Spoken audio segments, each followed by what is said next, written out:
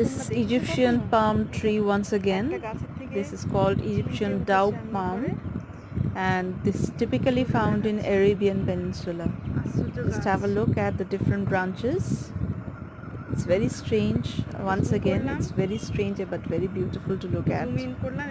And we were literally awestruck, just awestruck, while videoing this strange palm tree.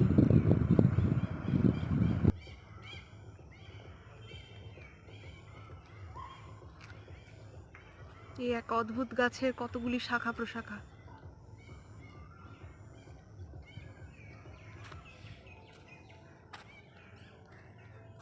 এবার নামটা পড়ব।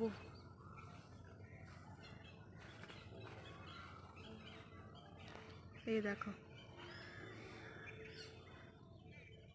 Egyptian dhow palm of Arabian Peninsula.